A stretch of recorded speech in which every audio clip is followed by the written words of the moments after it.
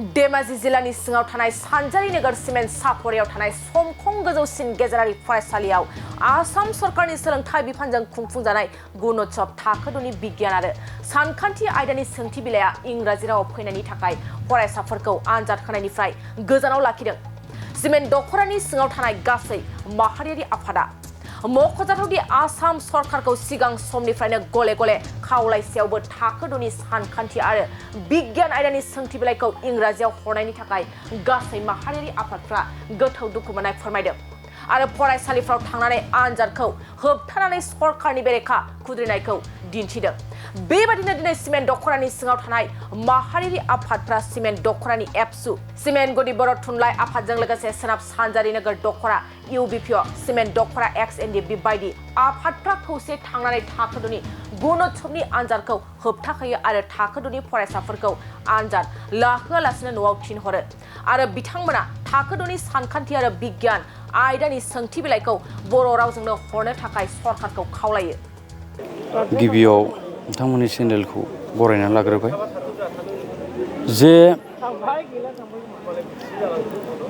आसाम सरकारा जे जोंनि बर' बिजोंखौ जि फोथांनायनि अनगायै फोजोबनो नागिरदों, बिनि जेबो गोरलै सानखान्थि आरो गोरलै बिगियानखौ जे इंराजि बिजोंनि बिथांमोना साफायनानै हरदों, बिनि थाखायनो जों बिथांमोननि उल्थायै दिनै जोङो जे 6 थाखोनि जोंनि बर' फरायसाफोरखौ जोङो आनजादाव जिरायनायनिफ्राय गोजानाव दोननाय जादों।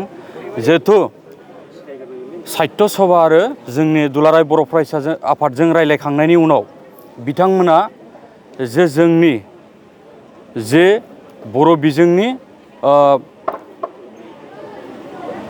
इंराजिजों जे साफायनानै हरबाय, बिनि थाखाय जों बिथांमोनखौ गोबां दुखु मोननाय फोरमायदों। बिनि थाखायनो दिनै जों फरायसाफोरखौ एग्जामनिफ्राय बा नैबे आनजादनिफ्राय गोजानाव थाहोनाय जादों। जे फैबाय थानाय समाव जोंनि बर' बिजोंखौ फोथांनानै लाखिनो थाखाय जे आसाम सरकारा फिन बेखौ बर' बिजोंनिनो साफायनानै हरफिनो। जे साफायखानाय जे रायलायखानाय थासेयावबो आसाम सरकारा जोंनि डिमान्ड एबा बर' हारिनि लुबैनायखौ जे खैसारि खालामबाय थादों, बिनि थाखायनो जों नैबे आनजादखौ होहोनाय जायाखै। फरायसालियाव गासै 32 फरायसा दंमोन। बे फरायसाखौ जों दिनै नैबे आनजादखौ होहोनाय जायाखै, जाहाथे फैबाय थानाय समाव जोंनि होस्रिखावनायखौ आसाम सरकार एबा सोलोंथाइ बिफाना खोनासङो, बर' हारिनि जे बिजों थांना थानायखौ लुबैयो, जाहाथे आसामाव मोनसे एस'सियेट लेंगुवेज आरो 90थि फारिलाइयाव हाबनाय बर' रावखौ दिनै आसाम सरकारा बोरै फोजोबनायनि जे खैसारि खालामबाय थादों, जे बे जाहाथे आसामाव दाजाथों, आसाम सरकारा बेखौ बुजियो। बेनिखायनो जों गोख्रों भाबै दिनै आन्दलन खालामगोन आरो फैबाय थानाय समाव बिनिख्रुइ बांसिन जोङो आन्दलन खालामगोन होननानै बर' हारिया दिनै ओंखारबोदों। जोंनि बर' थुनलाइ आफाद आरो दुलाराय बर' फरायसा आफाद, दा बे मोननै आफादा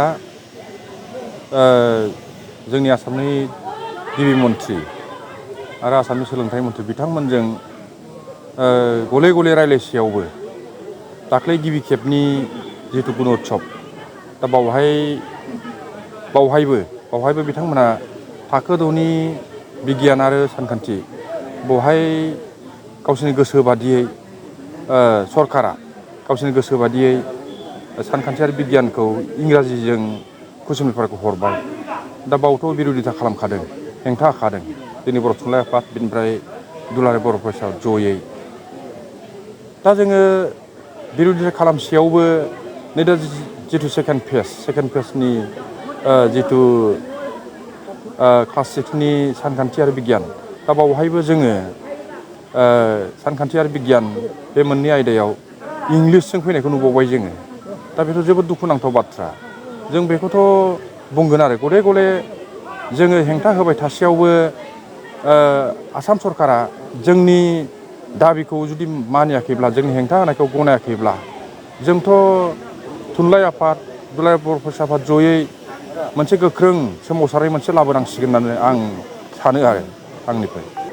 डेफिनेटलि आसाम सरकारा जोंनि संबिजिरनि मोन्थाय, सोलोंथाइनि मोन्थाय दा बावहायबो बिमा रावजों सोलोंथाइ लानो मोननायनि मोनसे मोन्थाया बेयाव दंखायो।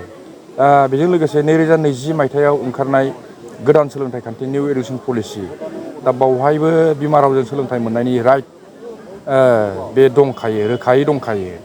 दा बे थासेयावबो सरकारा जों नुदों जोंनि बिमा रावनि बिजोंनि जायफोर फरायसालि दा बेखौ फोजोबस्रांनानै इंलिस मिडियाम खालामनो थांनायखौ जों नुगासिनो दङ। बेखौ जोङो जोंनि दुलाराय बर' फरायसा आफाद आरो बर' थुनलाइ आफाद जिहेथु बेयो बर'नि राव थुनलाइ फोथांनाय हारि फोथांनायनि खामानि मावगासिनो दं, जों बेखौ गनायनानै लानो हाया। दा बिथांमोनहा जेखि खालामाथों मानो, जेखि माने सोलो खालामाथों, कनस्पिरेसि लायाथों मानो, बेखौ जोङो गनायनानै लानो हानाय नङा। जोङो गोनां जायोब्ला बिथांमोननि बेरेखायै जोङो सरकारनि बेरेखायै जोङो आन्दलन खालामनांगोन। आं बेखौनो बुंबाय। सेरफांगुरि बाजार सुरुमा माग बिहु दामाका अफार लाबोदों। क'क्राझार जिल्ला सेरफांगुरियाव थानाय फुंखा एन्टारप्राइज बाजार सुरुमा 11 जानुवारिनिफ्राय 31 जानुवारिसिम माग बिहु दामाका अफार आरो एक्सचेन्जनि खाबुफोर होगासिनो दङ। नोंथांमोना सेरफांगुरियाव थानाय फुंखा एन्टारप्राइज बाजार सुरुमाव खुंफुंजानाय माग बिहु दामाका अफार एक्सचेन्जआव फैनानै नोंथांनि लुबैनाय बाजाजनि बाइकखौ लांफैनो हागोन। बाजाजनि बाइक सालायनो मोजां मोनग्रा रायजो राजाफोरनो फुंखा एन्टारप्राइज बाजार सुरुमा लोगोसे मोजां अफारफोरबो लाबोदों। बेफोरनो जाबाय 90% लन, गंनै हेलमेट फ्रि, केस होनानै बाइक बायगिरिफोरनो 1000 रां केसबेक हरफिननाय जागोन आरो माग बिहु दामाका अफार एक्सचेन्जजों लोगोसे बाइक बायगिरिफोरनो गांसे ब्लेंकेट फ्रि हरफानाय जागोन।